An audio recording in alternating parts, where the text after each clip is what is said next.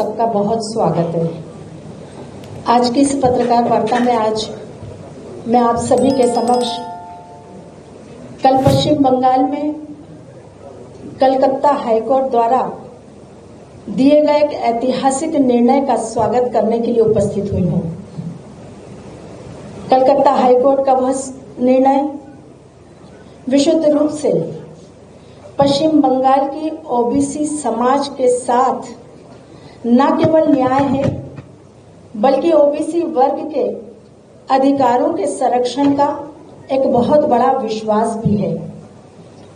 आप सभी को मैं यह भी बताना चाहूंगी कि कलकत्ता हाईकोर्ट ने कल एक निर्णय दिया जिस निर्णय के तहत 2010 के बाद जारी हुए सभी ओबीसी सर्टिफिकेट को निरस्त किया जा रहा है। ये सर्टिफिकेट ममता बनर्जी सरकार ने गैर कानूनी रूप से बनाए, असंवैधानिक तरीके से बनाए और पिछड़ा वर्ग आयोग की सलाह माने बगैर बनाए। आप सबको मैं यह भी बताना चाहूंगी कि पश्चिम बंगाल में पिछड़े वर्गों को दिया जाने वाला आरक्षण 2010 के पूर्व मात्र 7% था।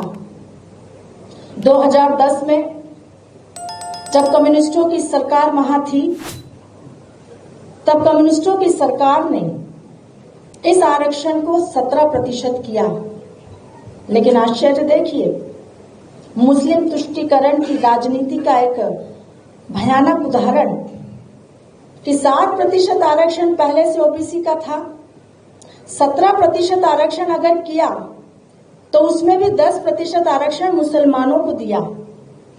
और 2011 में जब ममता बनर्जी की सरकार बनी तो वोट बैंक की राजनीति, मुस्लिम तुष्टीकरण की राजनीति को जैसे पंख लग गए।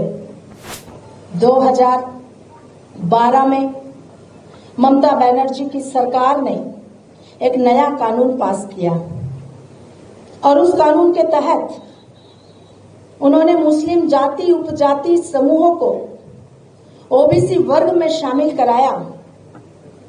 एनसीबीसी जो हमारा राष्ट्रीय पिछड़ा वर्ग आयोग है, उसके तहत 1993 से 180 जातियां जो पिछड़े वर्ग की थी वो पश्चिम बंगाल में आरक्षण के दायरे के लिए निर्धारित थी। उसके विरुद्ध ममता बनर्जी की सरकार ने 180 जो जातियां उस समय एनसीबीसी ने निर्धारित की थी, गैर कानूनी तरीके से 113 मुस्लिम जातियों को, उपजातियों को, समूहों को ओबीसी का आरक्षण की सूची में शामिल करके ओबीसी का आरक्षण जारी कर दिया।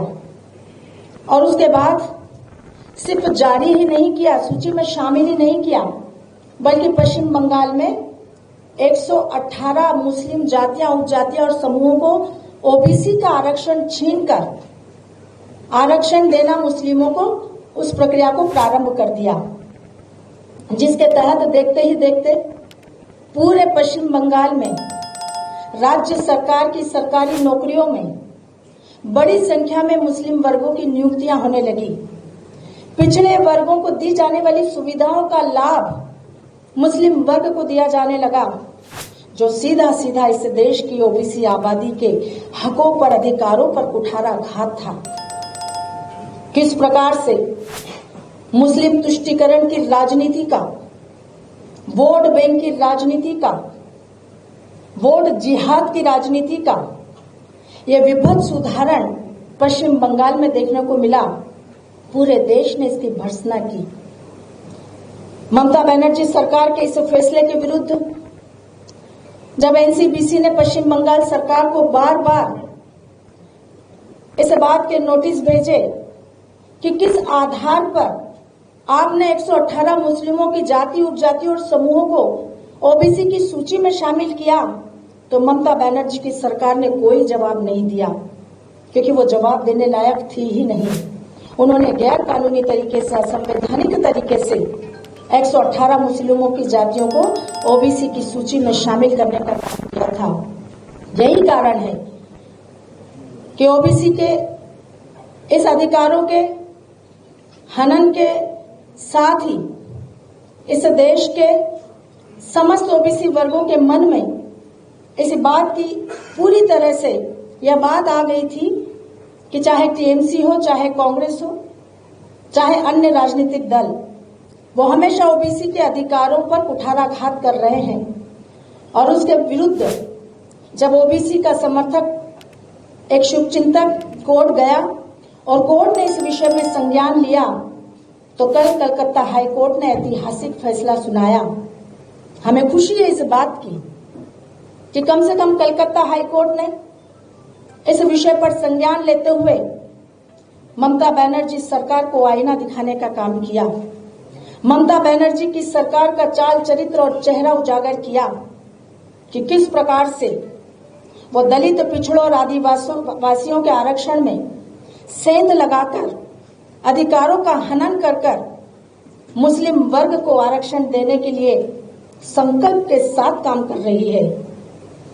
और दूसरी तरफ आज मुझे आश्चर्य है, आप सबको भी आश्चर्य होना चाहिए ये कहते हुए कि ममता बनर्जी सरकार के अहंकार की पराकाष्ठा देखिए आप, कि कोर्ट के आदेश को मानने से इनकार कर दिया। कोर्ट के आदेश की अवमानना करने से पश्चिम बंगाल की मुख्यमंत्री मना करती है कि मैं ऐसे किसी भी आदेश को नहीं मानूंगी। आज हम पूछना चाहते हैं ममता बनर्जी से, मंडल आयोग की सिफारिशों को फिर ठंडे बस्ते में डाल दिया। 1984 में श्रीमती इंदिरा गांधी की हत्या के बाद श्री राजीव गांधी प्रधानमंत्री बने, लेकिन 5 साल तक उन्होंने भी मंडल आयोग की सिफारिशों को लागू नहीं होने दिया। 1990 में जब वीपी सिंह की सरकार भारतीय जनता पार्टी के समर्थन से बनी, तब हमने मंडल आयोग की सिफारिशों को लागू करवाया। लेकिन उस समय भी श्री राजीव गांधी ने 1 घंटे तक संसद में ओबीसी के विरुद्ध, ओबीसी आरक्षण के विरुद्ध भाषण दिया था। ये चरित्र कांग्रेस का है जो कभी ओबीसी को आरक्षण देने के पक्ष में नहीं थी। और आज वही काम कांग्रेस के समर्थन में बाकी राजनीतिक दल कर रहे हैं कि किस प्रकार से इस देश के दलित और पिछड़े और आदिवासियों का आरक्षण समाप्त कर दिया जाए और मुस्लिमों को ज्यादा से ज्यादा आरक्षण मिले। वास्तव में कांग्रेस पार्टी तो हमेशा से कह ही रही थी, डॉक्टर मनमोहन सिंह जी ने भी कहा था कि इस देश के संसाधनों पर सबसे पहला अधिकार माइनॉरिटी का है और माइनॉरिटी में भी मुसलमानों का है। डॉक्टर मनमोहन सिंह जी भूल गए कि माइनॉरिटी में सिख भी आते हैं, जैन भी आते हैं, बौद्ध भी आते हैं, लेकिन उनका मुस्लिम वर्ग से प्रेम जग जाहिर है। इस प्रकार से हमने देखा कि Congress party ST, SC, OBC के अधिकारों पर डाका डालते हुए तुष्टीकरण की प्यासी कांग्रेस की सच्चर कमेटी की रिपोर्ट के माध्यम से गलत बयानबाजी उन्होंने की थी। सच्चर कमेटी की रिपोर्ट ने कहा था कि इस देश में मुसलमानों की हालत दलितों से भी ज्यादा खराब है। सच्चर कमेटी के बारे में आप सबको पता है, मुझे बताने की आवश्यकता नहीं कि किस प्रकार से सच्चर कमेटी ने इस देश के मुसलमानों को आगे बढ़ाने के लिए और इस देश के दलितों का, पिछड़ों का, आदिवासियों का अपमान करने के लिए अपनी रिपोर्ट सौंपी थी, जिस पर कांग्रेस ने बहुत शीघ्र संज्ञान लेकर इस देश में मुस्लिमों का आरक्षण लागू किया था। जिसका सीधा सीधा अर्थ यही है कि कांग्रेस पार्टी और इंडी गठबंधन के सभी घटक दल अब धर्म के आधार पर आरक्षण देने के पक्ष में है, जबकि हमारे संविधान में धर्म के आधार पर आरक्षण का कोई प्रावधान है ही नहीं। हम सब ने देखा कि किस प्रकार से कर्नाटक में मुसलमानों को आरक्षण दिया गया, आंध्र प्रदेश में मुसलमानों को आरक्षण दिया गया।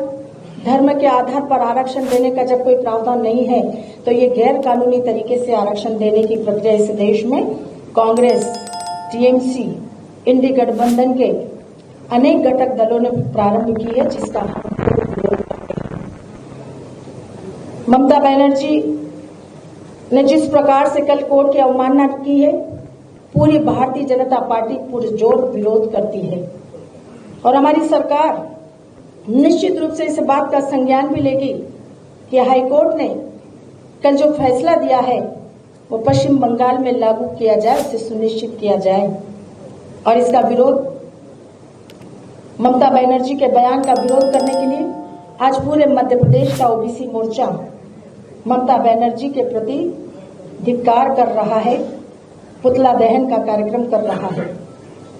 आज हम कलकत्ता हाईकोर्ट का स्वागत करते हुए निश्चित रूप से देश के ओबीसी वर्ग को इस बात का विश्वास भी दिलाते हैं कि देश के प्रधानमंत्री जी लगातार इस बात के लिए पूरे देश भर के ओबीसी समाज को आश्वस्त कर चुके हैं कि इस देश में हम हर वर्ग को सबका साथ, सबके विकास के मंत्र पर आगे बढ़ाकर देश की विकास यात्रा को आगे बढ़ाएंगे।